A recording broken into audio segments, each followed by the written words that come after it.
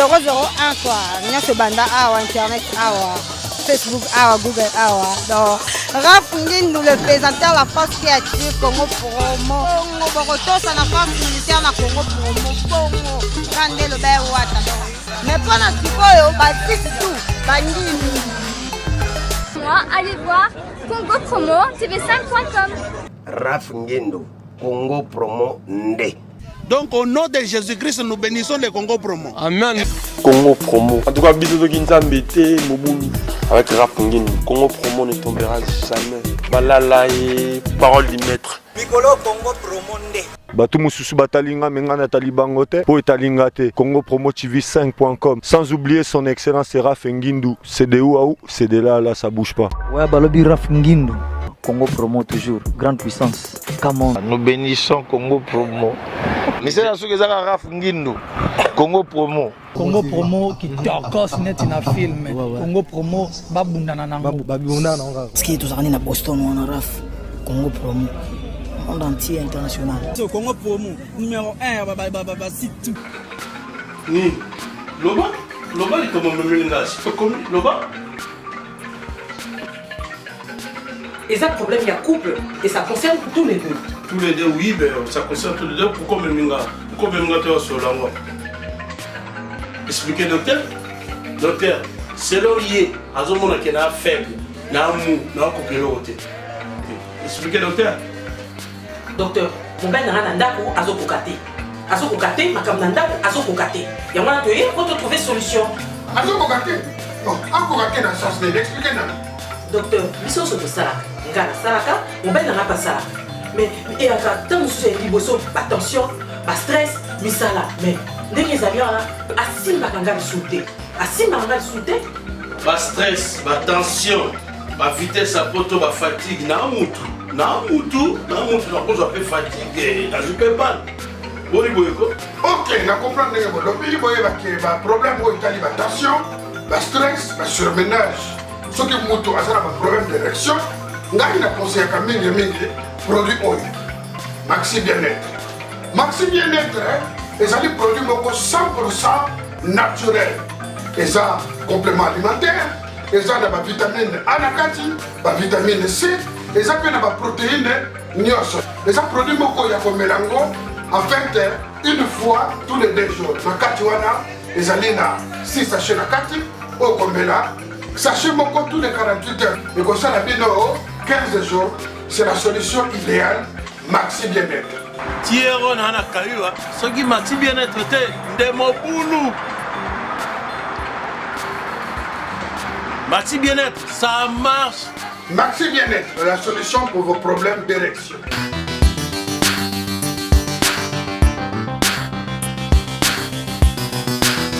Bonjour très chers internautes, amis et fidèles assistants de cette belle émission Moulia Batalhadora, que pour moi, pour vous et pour l'édification du peuple de Dieu.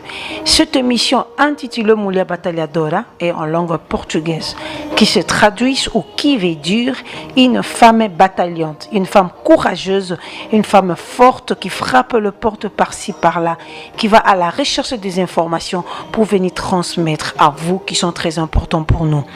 Je suis là, votre humble servante Inancia Mauricio da Silva, lorsque la chair du grand réalisateur Serge Lutumba. J'ai toujours l'habitude d'expliquer clairement que cette émission Moulia Batalhadora, nous parlons de tout, mais sauf la politique.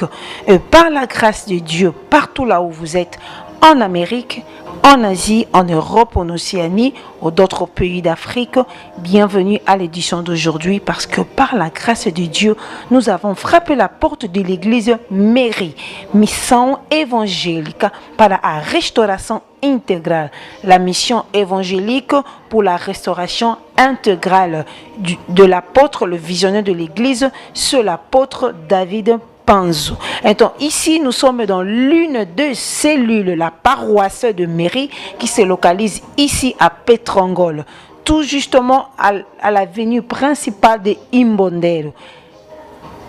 Imbondero, hein? L'avenue principale de Imbondero.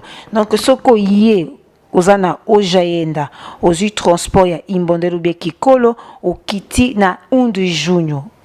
les bosso vraiment apporte école au ebengami on de junio ça mupandi ya mabor aux yeux prince au katisi mupandi mususu ezali mupandi ya Petrangol ezali na venu principal pas de complications ce kolingo koma directement kokoma donc le lot ezali culte communautaire donc ba église union surtout ya mairie o eza awa na mboka Angola ekutani awa na moko ba paroisse o eza awa na Petangol mais ye moko pe le apôtre David Panzo mutu à côté ya ensemble na bino nous avons attention na bino bande konanga parce que on a toujours l'habitude de dire que l'homme ne vit pas seulement de pain mais de toute parole qui sort de la bouche de l'Éternel. Merci beaucoup Norsengana le boss Raf Ngindu azala toujours branché parce que ce qu'a cette opportunité, quelque part, nous avons touché mon thème. Je remercie nos collaborateurs de cette émission Moulia Bataliadora qui sont en Paris. À Paris, Papa José-Pierre Diavang, à celui le responsable du journal Ebene en Paris. Papa Nzamba Pambolayo. Je vois aussi nos collaborateurs en Irlande, le couple Vicky Ozana et Mado Bikembo. Je vois aussi notre collaboratrice en Belgique, la maman Bibi Tantona Niang. Ensemble, avec lui-même le visionnaire de Moulia Bataliadora TV, même l'émission Moulia Bataliadora, le visionnaire, c'est le grand réalisateur Serge Lutumba.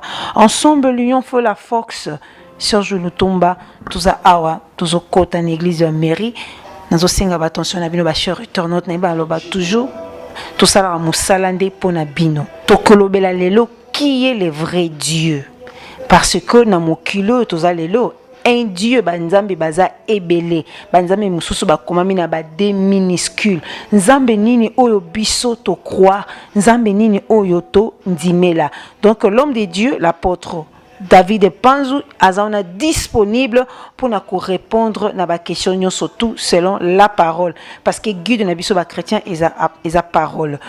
Apôtre, qui est réellement le véritable Dieu oyo biso to croire parce que na monde lelo tozali tozana banzambe misusu badali ko benga bato misusu la komi benga banzambe tozape na ba déesse oyo komami na ba Dieu na ba de minuscule bango pe babi benga mi banzambe mais nzambe oyo biso to croire réellement qui est le vrai Dieu parce que peuple ya nzambe batambwa na ko bunga te ba yeba nzambe nini oyo bango ba sambelaka nzamba solo ezale pa bapagano na baécrit ya bapayen ezala epa na biso ba chrétien même na Bible tokomaka il existe des petits dieux et il existe un grand Dieu mais na banzamba mikie ya bashida ya mibal na nzamba solo le monde na les chrétiens le christianisme basala la différence quand elo komoko les petits dieux to ba déesse ba koma ba on a des minuscules les vrais dieux ba koma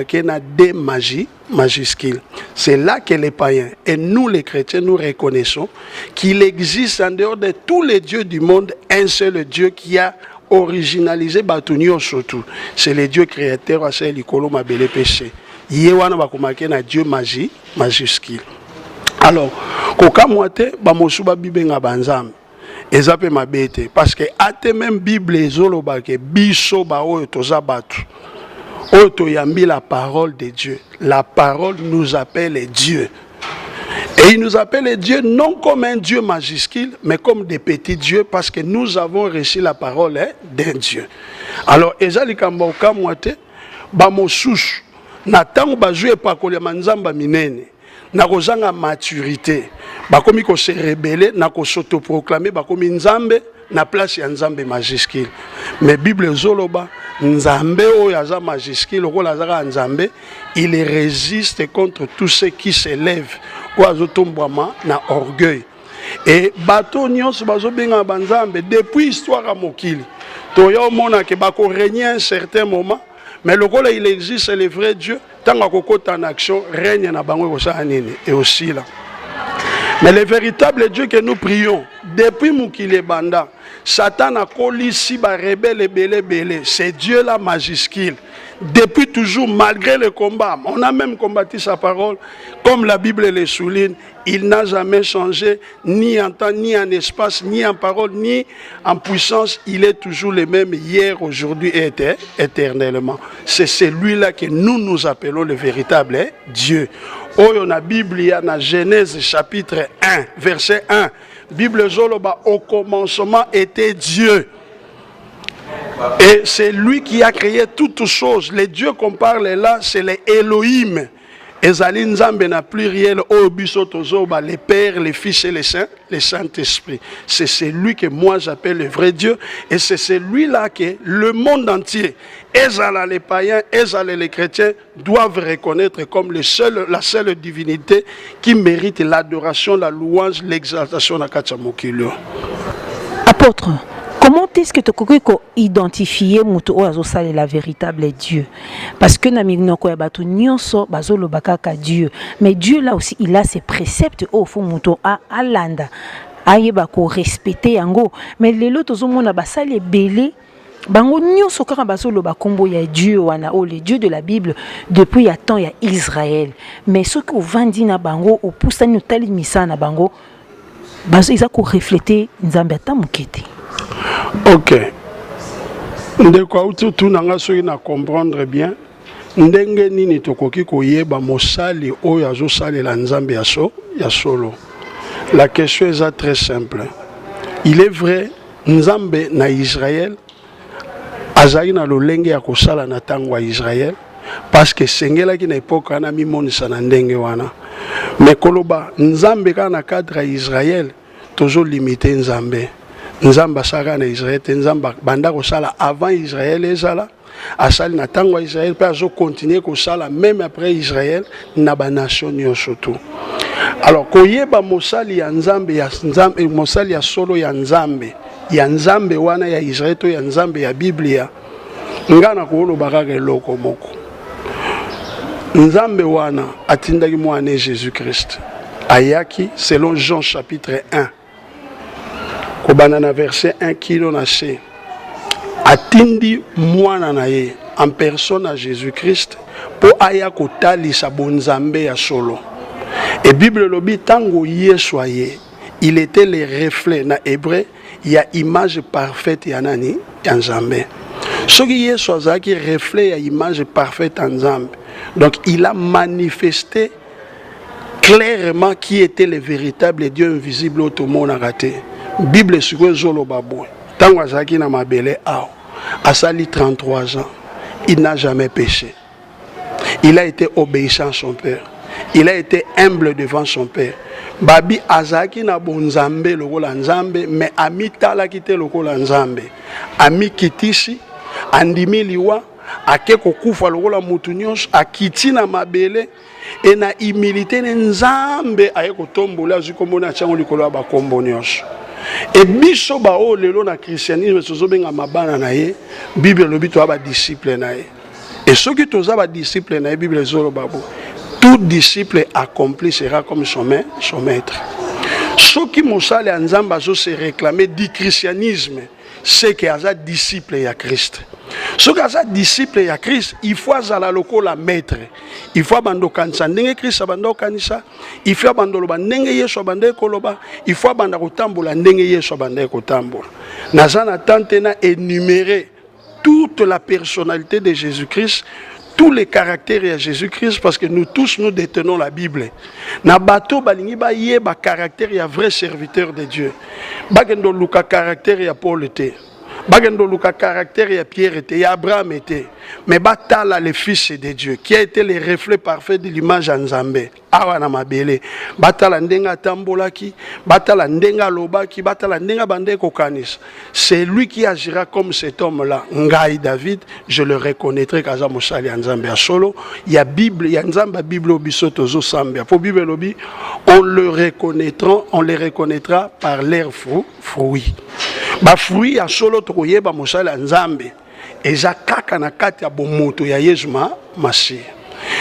Oyazana ba comportement en dehors à ce que Jésus a fait et a écrit et qui est écrit dans la Bible. Il est fort, il y a autre bengi ba véritable serviteur de Dieu. Les autres jours mon abasai na Nzambe bakoma kosala n'importe quoi na kati église na kombo ya Yesu Masiya. Cela non plus ne m'étonne pas parce que na Esaïe a prophétisé ki alobaki bo ekozala na ntango moko basi sambo bakokanga mobali moko bakoloba boye pesa biso kaka kombo na yo tolata po soni na biso elongwa mais lipa biso moko tokomilia bilamba biso moko tokomilatis lelo tozomona christianisme eza ebele na kati ya mokili baprotesta bazobengama bachrétien te bakimbangiste bachrétien batokriste bachrétien bato nyonso bazose réclamer bachrétien mais ce totali na kati ya baeglise wana ils n'ont que le nom de Jésus pour tirer la gloire na kombo ya Yesu mais bilamba bazolata eza ya bango lipa bazolia eza ya bango. Surtout que dans le sens prophétique, lipa eza parole de Dieu. Bazote ya liloba na bango, mais eza Christ te. Bazola bilamba eza caractère, personnalité ya mutu. Bazotanga kombo Yesu mais bizaleli eza Christ te eza bizaleli na bango. Clairement, muto eza ya bizaleli. Oyo ya yeza kokokana te na Yesu.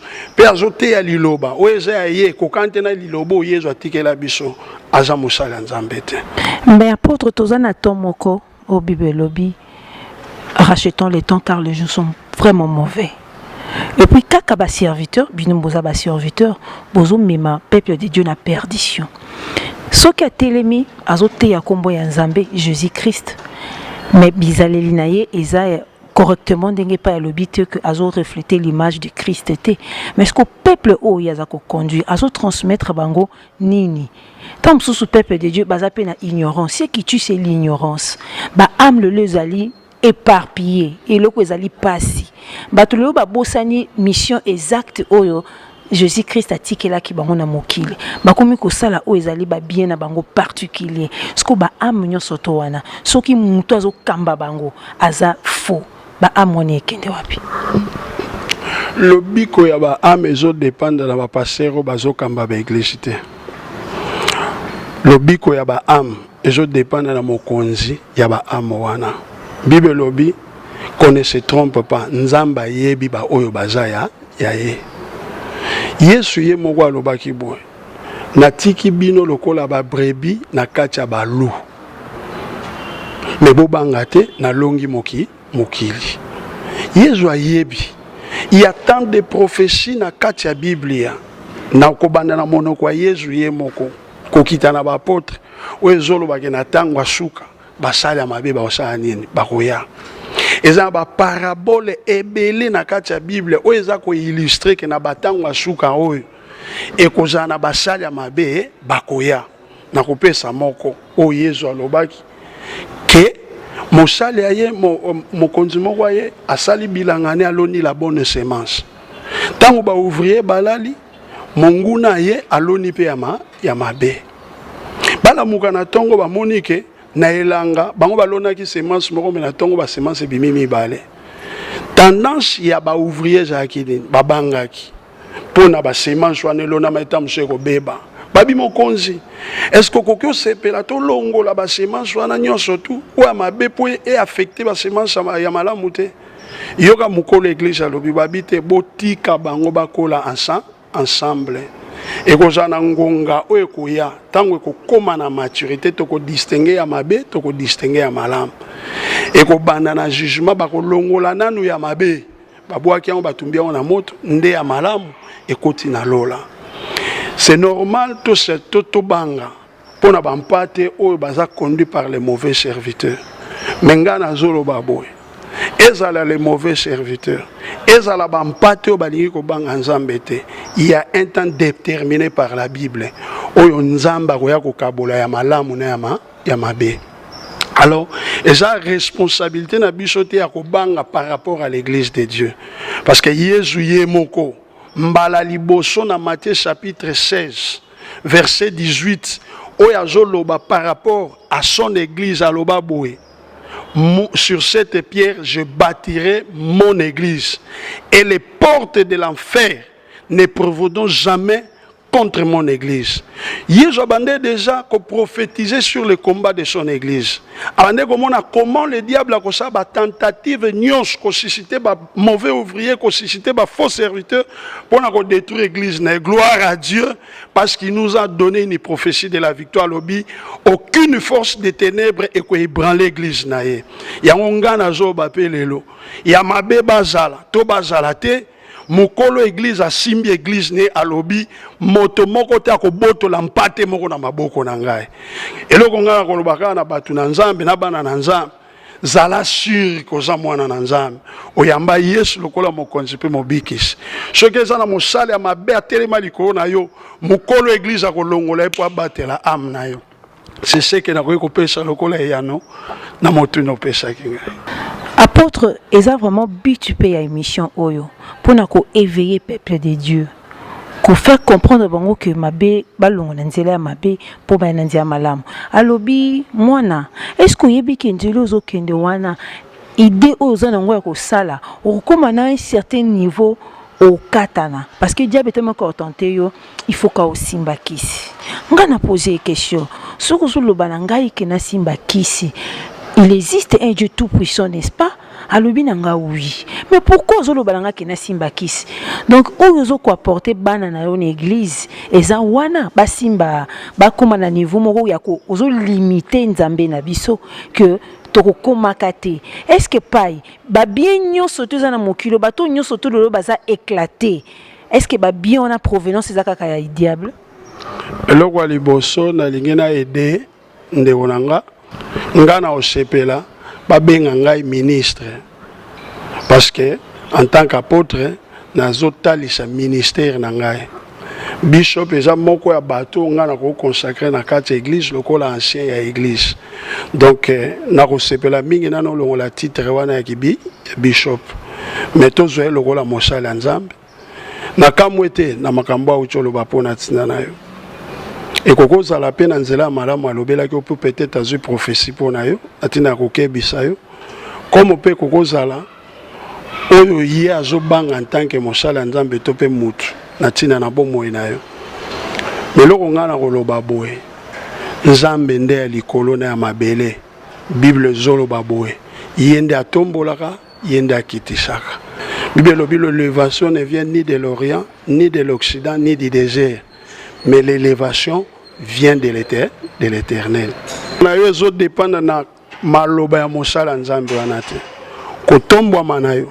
Soki loko e uche pa na nzambe za kati na yo. Soki ye nzambe mutabandaki yango. Bible zolo babo c'est lui qui a commencé en vous cette œuvre la rendra parfaite jusqu'à son événement. Souci na ngai kozala kaka ke yo kangama na nzambe. Soko tiki ete ya kotika yo pete. Quel que soit ba mi pepe ko ya ba makambo belé ko ya nzamba ko sala différence entre yo na bato bazo travailler na ete. Akotombola ope mosalo ko kende liboso parce que nzambe soka tomboli muta okitisa azate. Na ko peso conseil ko simba kisite simba biblia nzamba ko tombola yo malembe ndenga tombola ki Yesu akotombola pe yo na kombo na Yesu mase. Mais apôtre, il est écrit que faut croire dans Zambé, il faut avoir confiance dans les serviteurs afin que la prospère. Ce que tu as confiance dans les serviteurs à Bongo, tu seras prospère. Ok. Et j'amalam na question to lo belangai. Bible lobi penzango bondi melanzambe boko makasi. Botia confiance pas basali naye nde boko réussir, boko prospérer donc boko atteindre objectif na bino. Na ibande lopoza kinga question ndenge nini tokoki koyeba basala nzambe ya malamu na sina yebisaki yo ke mosala ya nzambe fo ba yeba oyo azolanda textuellement les pas de Jésus-Christ. Alors soki mosala nzambe azoloba no makambo eza en dehors ya makambo ya Christ clairement mutu ndenge wana eza mutu akolanda te eza mutu akotiela pe confiance te ngana pe sur concept na pe na mutu nyonso azoyoka nga moto yo kotie la confiance eza moto oyo azo reconnaître Jésus comme Seigneur et Sauveur, azo reconnaître toute la parole de Dieu comme la seule ligne de conduite de tous les chrétiens, azo mekola kozala lokola Christ en parole en passé pe en acte. Mais oyo nyonso azoloba tout ce qui est en dehors de la Bible, selon l'enseignement ya Jésus-Christ pe ya bantoma ya nkolo batikela biso loba oyo aza dignité to tshela ye confiance na opesa ndakisa mosala nzambe oyo aza koya koteya yo aloba na oke mwana na nzambe si tu veux être béni ngana za kana la bénédiction mais po pambola mayaka face à face nanga to sala kobo lokola za mosala nzambe alati manteau azotanga kombo ya Yesu yo faut kende kuna non clairement sotali la Bible Jésus n'a pas fait ce choses là yo pe moyola na mosala nzambe wana exact. Jésus-Christ comme étant Dieu dans la chair, azala qui n'a pas désir ou anate bino bozabat parce que il y a quelque part babi l'expérience aussi rend sage. Mutu moko alobi que basala nzambe nyonso to oyo bakoya kane kobo mwana nanga ezate parce que balingi mais comme à certain niveau moko diable a tenter bango do bana eloko salate il faut kaka salango. Na kanjo uti ko lobelo ko mona lingi na corriger. Olobi boye Jésus-Christ asaki babiloko wana te parce que azali na ba désir wana te. Jésus azalaki 100% homme. Il avait tous les désirs oyo basal na nzonso pe nzambe bazana ngo oyo nyonso mutu azana ngo Jésus pas azalaki nango. Et Bible zoloba na hébreu qu'il a été tenté comme nous à tous égards sauf ezalaki na différence entre biso na ye il n'a commis aucun péché. À Longaki. Pourquoi Longaki? Parce qu'en tant que Moutou, il a appris à faire confiance en Dieu. Bisopé, lokola ye. Ce qui te tient confiance, c'est pas en Zambé. Toko longa ndenge ye so Longaki. Parce que ye moko pa lobaki yango. Ce qui boko ndima, boko sala makambo ngana salaki. Yango na koki kolobe pa ena. Peut-être qu'on a un honneur ou bien qu'on désafier Satan niveau tant sous sa tentation ya bino basala nzambe et les kaka niveau yangwana kokite après en faire quoi parce que alobi na kwei na commettre tende na quoi na leva na kotelema parce que bible nous so kwei ko tika la na telema continuer chemin donc à commettre en par erreur. La Bible et na Corinthiens. Il n'y a aucune tentation qui nous est survenue qui n'a été de la part humaine. La tentation est comme l'anga, est comme la mosali, est comme la rabatunyo, nyonso. Nzambe pe ayebiang. Et Bible lobi na Corinthiens, quand la tentation vient, nzambe oya benga biso, nzambe oya soutenaka biso, akofongola nzela pe sabiso makoki akolonga ba tentation. Mais la Bible dit, ce qui mutu aza tante pe akweye za nzambe te muta tante za ba désir na ye moko mutememie na ba posa wana pe akweye yango akweye. Mais pourtant le Saint-Esprit et la grâce de Dieu etambolaka na biso minute sur minute, seconde sur seconde quand la tentation vient poto longa. Eza na batuti lelo mwana kobeta tolo pona bango bandimela nzambe masumu ya mineno batu bagangaka ki akwea ki pos makasa satele kaki makasi te. Merci beaucoup apôtre pour le levement au limboli likambu ndenge esengeli. Maintenant on sait que ba balancer les biso le prière au tozala ki ya consacration ya esika oyo zali moko ya ba paroisse ya mairie ba balancer les biso bongo tokwa kozonga susu. Non, c'est un bon service, imaginez bolandango attentivement. Soki molimo, c'est au spiritu de Deus, aquele que ressuscitou Jesus dentro dos mortos, Jesus que foi pregado, Jesus que espetaram a flecha e saiu sangue e água. E saiu sangue. E Jesus que foi posto um chapéu de espinhas. E na cruz ele disse: Pai, eu rendo a minha alma em ti. E ele morreu. Os apóstolos tiraram e foi sepultar. Terceiro dia, Jesus na terra, o corpo semelhou-se com a terra. Mas o Espírito de Deus desceu até na terra, devolveu os seus ossos em vida, devolveu a sua carne em vida. A Bíblia diz terceiro dia. A terra não conseguiu reter Jesus, ele ressuscitou. Apareceu aos apóstolos. Apareceu a mais de 500 pessoas. Para dizer ao mundo que vos amedronta, eu venci. Eu venci a morte. O que é mais forte que a pobreza? Eu venci a morte. O que é mais forte que a doença? Eu venci a morte. O que é mais forte que a pobreza seca? Isso, o Espírito de Deus me ajudou a ressuscitar. A Bíblia diz assim: o mesmo Espírito também vai entrar na sua vida.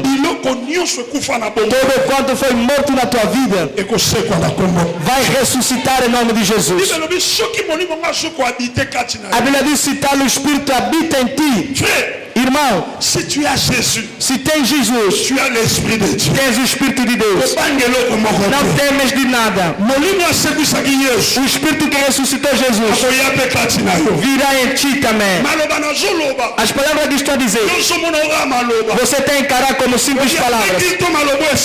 Mas depois do culto a palavra acabou.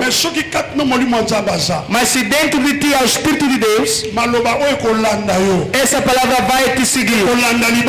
Vai seguir o seu matrimônio. Vai seguir o seu negócio. Vai seguir toda a comunidade meira. Vai seguir os seus ossos, a sua saúde. Vai seguir as suas trombas. Vai seguir as suas brigas. Porque a Bíblia diz: vai ressuscitar os vossos corpos materiais.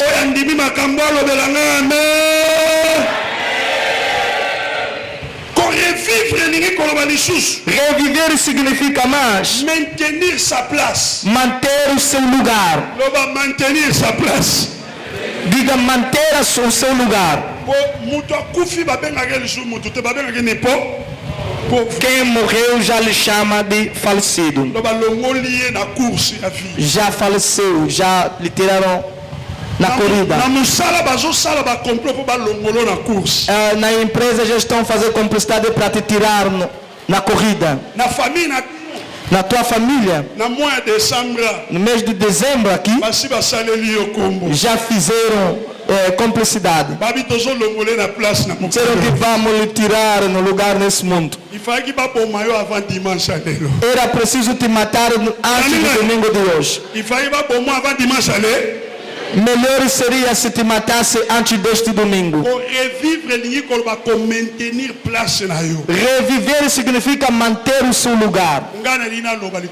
Eu quero falar sobre ti. Vais entrar em janeiro em nome de Jesus. Olha, cada vez mais eu que me levanto cá no altar. E cada ano eu falo que a morte não vai tocar a igreja. Se você aceitar que não vai te tocar, não vai tocar nem a sua mulher, nem o seu esposo, nem os seus filhos. Todo aquele que pretendia te tirar no lugar hoje no mundo,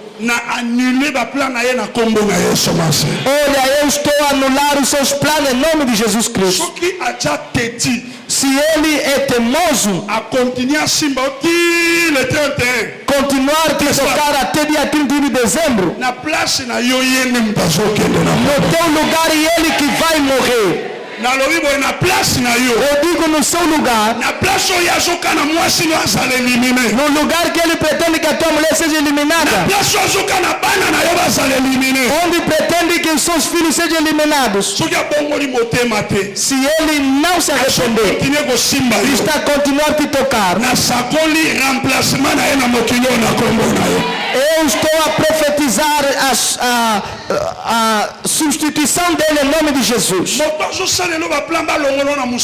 A quem fez plano para te tirar da empresa, quem fez tudo para te tirar no seu lugar, estou a levar escândalo na sua vida em nome de Jesus. Estou a levar escândalo na vida dele em nome de de Jésus. Si toi crédites, il y a qu'un moyen pour nous revivre. Todo quanto faleceu na sua vida. On te vit no nome de Jesus. On te vit no nome de Jesus. E acelera em nome de Jesus.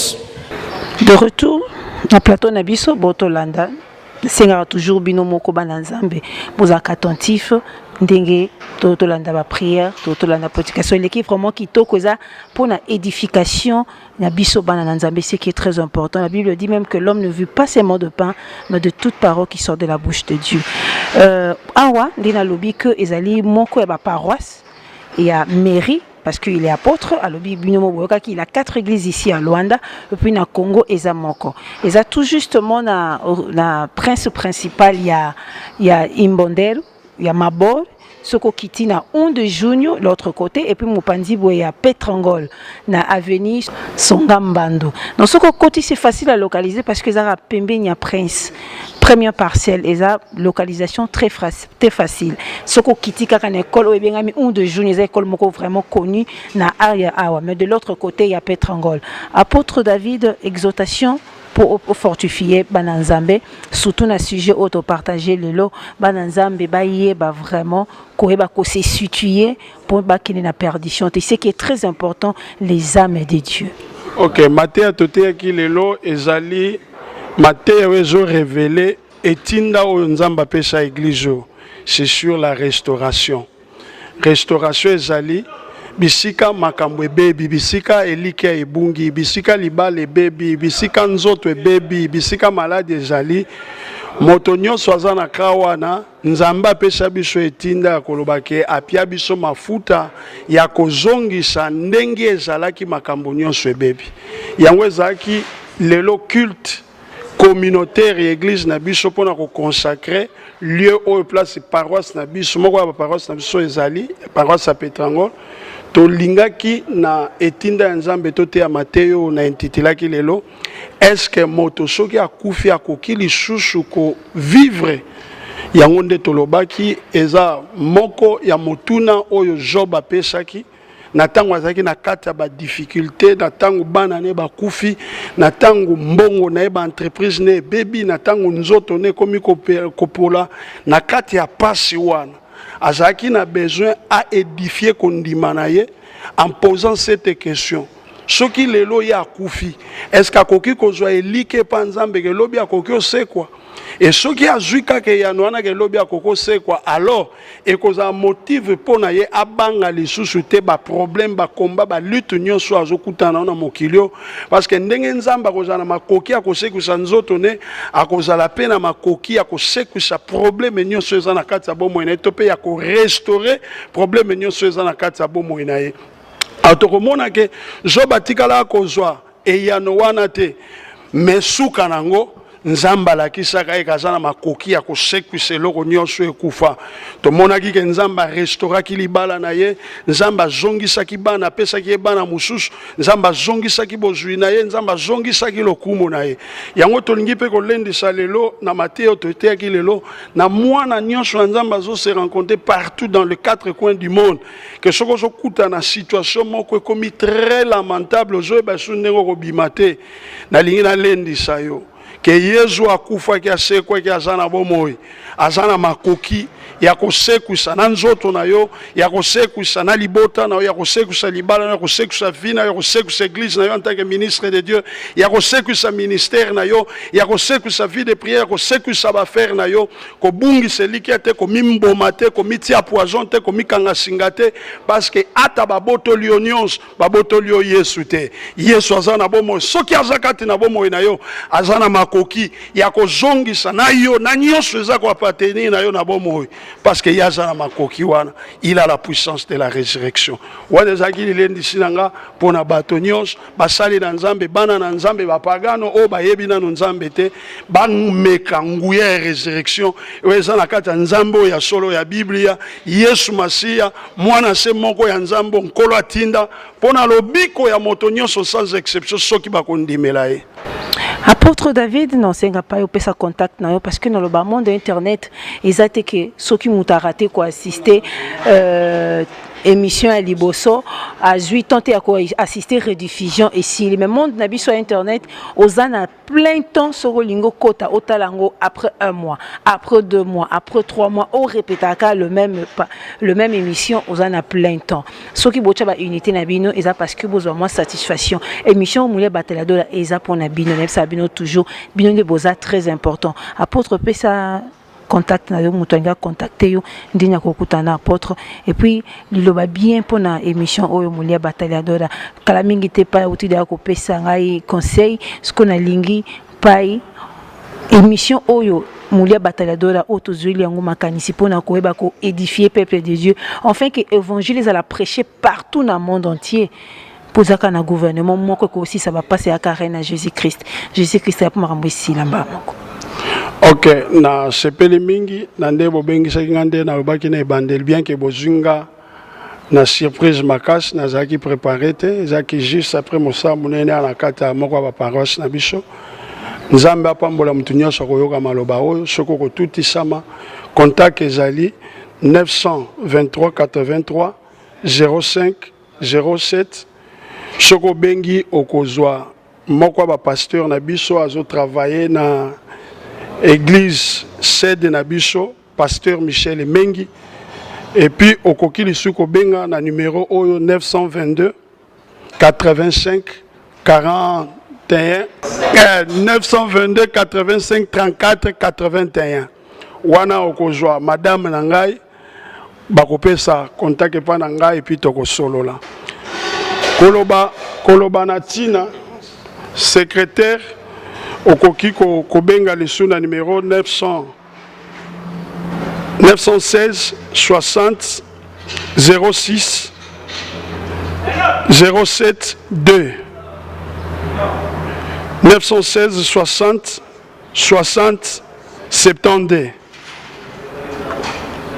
Alors koloba na tina na émission oyo na sepeli nango kitoko makasi na ba question nango na fond nango na mituna oyo bazotuna parce que ezoko glorifier Jésus-Christ ezate po ma polémique epai na bato ezate po ma bulubulu na kati église nkolo Yesu ezate po sambwisa kombo ya Yesu pe mwasi ya Yesu église na ye mais za na sepeli nango po ezosala évangélisation pour na ko accélérer kotombwama ya épouse ya Jésus-Christ qui est l'église.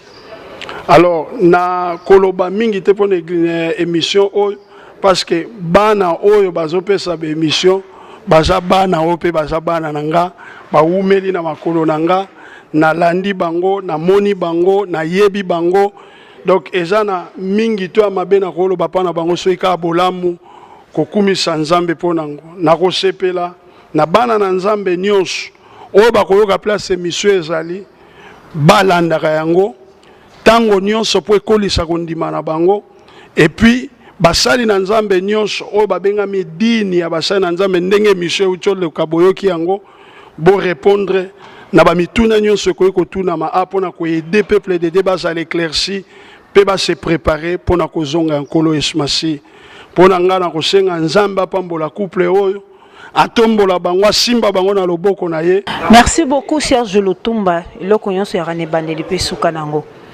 Peuple de Dieu, chers internautes, amis, fidèles, vraiment, assistants à l'émission au Moulia Bataladora, au Elobela Makambo, pour Nangaïté, pour Nabissonions.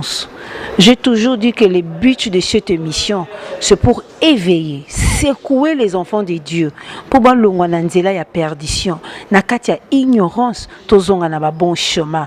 Parce que personne n'était mort. Ndenge vi na biso, tozana bandeli.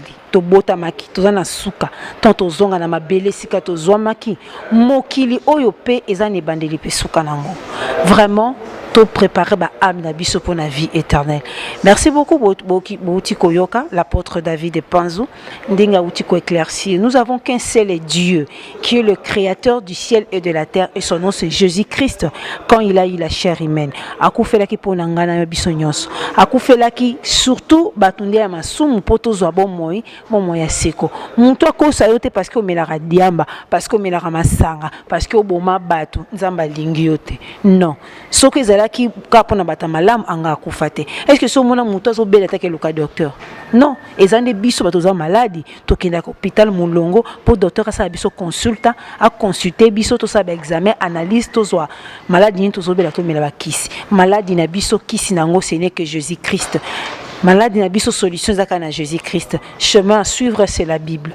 Appelez ça toujours ba chrétien conseil. S'il vous plaît, totanga Bible. Bible lobi na Josué 1:8 que ces livres de la loi ne s'éloignent point de votre bouche. To méditango tongo pe pourquoi. Donc tozo méditango tongo pourquoi toza na mayela ko sala oye komami na kati ya makomi à partir du moment où on ande nyonso to ko sala et kozala prospère. Toza kana nzambe moko faire très attention. Bible lobi to ko yeba bango na ba fruit na bango. Mes sœurs, mes frères, mes papas, mes mamans, mes petites sœurs, mes nièces, tozala attentif, le temps est trop mauvais. Toi ba ko préparer ba amnabiso. Merci beaucoup pour l'attention na bino. Bino bozwaka temps ya ko charger ba unité pour na rolanda émission Mulia Bataliadora ezandi nzamba asimba mitema na bino. Merci beaucoup vraiment nazo remercier bino. Toute l'équipe technique en forme tout ça l'impact l'union fait la force impact paye à émission Mulia Bataliadora. Je salue et je remercie mon boss Rafingindo Congo Promo TV, toujours site number 1. Nous allons remercier Serge Lutumba. C'est un grand réalisateur. Il réalise tout en tout et pour tout. Zambia Bakisa Susumayele na mapamboli makasi et pas ya Serge Lutumba, celui le visionnaire de Mulia Bataliadora TV. Même le mission aussi. Mulia Bataliadora, le visionnaire, c'est le grand réalisateur Serge Lutumba Nzamba Baksama Pamboli. Nous allons remercier l'équipe de Mulia Bataliadora TV. Papa, merci beaucoup. Nzamba Batelayo, tout le monde a le monsieur José Pierre Diavanga. Il est le responsable du journal Ebene en Paris. Kalamingite on a bandi lobby okuna. En novembre, donc revue Kalamingite qu'on a lancé. Même si vous êtes en Europe, nous sommes des Africains, il faut qu'on ait toujours actualité. Il y a continué à biso, c'est vraiment très bien. Bon, que ne soit pas journal ou le barmaramba solo parce qu'ils a yé. Alors, on est corrompu par Moutouté. Ils sont à Paris et pas à papa Jean-Pierre Diavanga. Azali représentant et à Mulia Bataliadora TV en Paris. En Irlande, nous avons le couple Vicky Ozana et Mado Bikembo Ozana. Ce qu'on a pour ça. Otinda ba message au la publicité ozana posa toi toujours mutu moko to kenda ko solana ye pasteur quoi que ce soit ce qu'on a en Irlande contactez Vicky Ozana na Mado Bikembo na Belgique tozana Bibita Tsona Niangi motema ya papa Jacques Kakwit ce qu'on a en Belgique ozana Bruxelles olingo contacter Mulia Bataliadora Bakamunyon, publicité, promotion, tout que nous luka pasteur, tout que nous luka famille. Nous sommes là que pour vous, tous servir un bino. Ce que vous en Belgique, contactez maman Bibi Tantsona Niang, l'épouse de papa Jacques Kakwit. Merci beaucoup vraiment pour l'attention à bino. N'a coquille jamais qu'au bout ça n'a pas fait le commencement. Bateau va partager, quand partager mes missions. Ce que vous partagez, l'idoumu swamba. Patrick Bolompat n'a l'obara toujours que les alliés forme mususu yako évangéliser. Nazo remercier groupe Bana Lemba moko ya mwana bino. Merci beaucoup. Ndenge bozali ko aimer pe bozako partager. Gas Mafina, Serena Mafina, Blaise Moulele, Mariette Ngola, famille Lumbu, famille Malek Pelo, Sida Mbongo. Pati Bikembo, famille Bikembo nyonso tu na pesi bino balosako.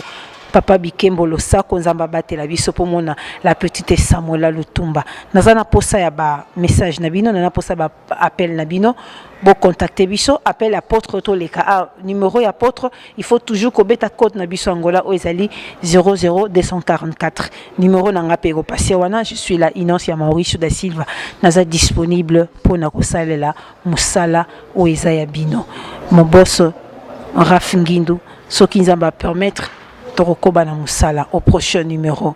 Nakoki jamais ko bossa na famille ngala, PDG Juju ngala, Pegi ngala, Zamba Pambola Bino vraiment Papa Jojo Mandiki Siko Zali Soko Koti Congo Promo TV Tala Kabana de Bakoli Lisindoti Alobi toujours la paix du Seigneur et Zanabiso famille Malek Pelo Nzamba Pambola yo Berlin Gembo bazabana ya mairie vraiment bazabana bavandi na sama kola porte Nzamba Pambola bango yemoko tete dimbu na Paris na ville à Lyon maman Losako tete dimbu na Paris na Lyon oyo prometa ki Moulia Bataladora toujours zozela en forme ce qui va permettre de remonter parce que nous savons que la vie appartient à Dieu. Nous ne pouvons jamais dire demain parce que demain appartient à Dieu.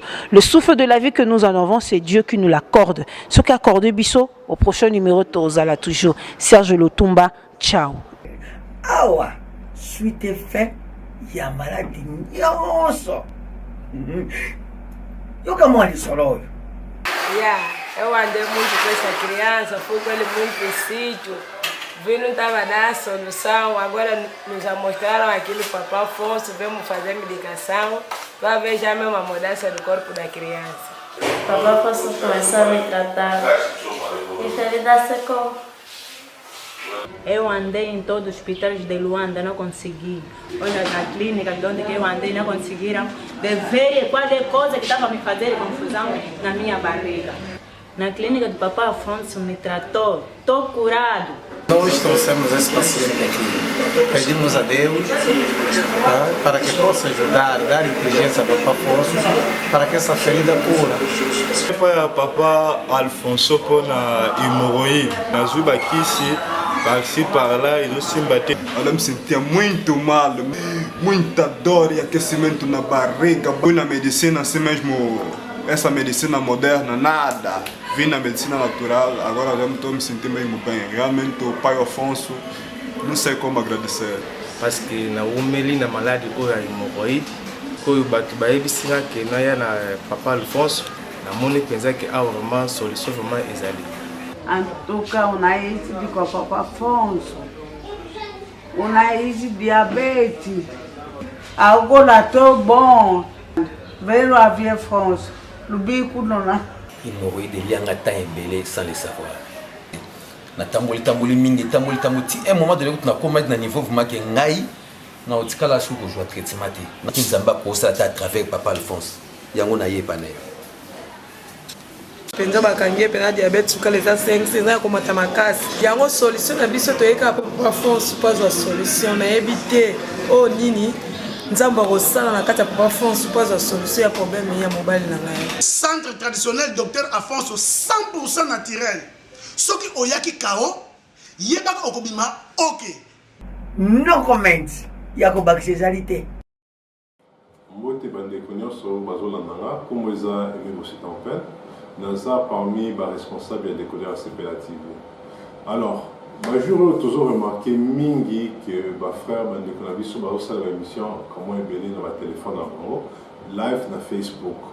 Alors on s'est dit pourquoi ne pas contacter bandeko na biso to proposer bino bato o e bazana pour ça et au fond la chaîne de télévision. Et à la studio et à la kaka en ligne. Vous avez la possibilité, on a CPLA TV et même le bino et le Kassika. Biso tout au début que CPLA TV est appris dans ma chaîne à Congo.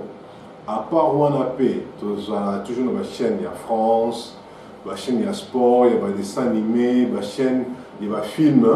Mais tout ça, il y a une option où il y a créé une chaîne de télévision. Awa, dans le studio, il y a Boss Brava. Caméraman, on l'a accepté en place dans Biso, comme tout ça, Awa. Dans le studio Oyo, exemple, ils ont Kitimi Balé, ils ont la lumière, ils ont 3 caméras, ils ont la place, il y a régie, ils ont un ordinateur. Donc, ils ont tout ce qu'il vous faut pour oser dans le studio. Alors, ceux qui ils ont parmi les options, les désirs, les rêves, ou un jour, ou créer une chaîne de télévision, Oyo, on a décoder CPLA TV, dans le website, on a un téléphone, on a un portable, on a un ordinateur, on a un iPad et en plus on a un open live na YouTube ou live na Facebook. Bon hésitez, bon contacter biso lelo.